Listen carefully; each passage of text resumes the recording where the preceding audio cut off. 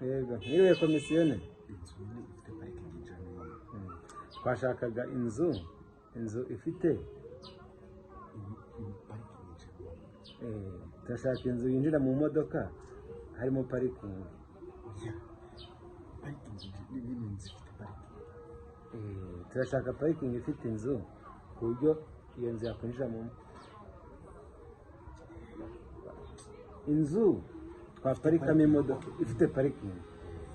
noneho iyo nzu ibyumba bitatu na salo nini na dushe na tuwarete mu nzu. noneho ikaba ifite salo nini noneho irimo ibyumba kandi dushe, igikoni na tuwarete biri muri tuwarete. ibyumba bitatu, salo nini, ibyumba bitatu, salo nini, dushe na tuwarete mu nzu. dushe na tuwarete muri salo.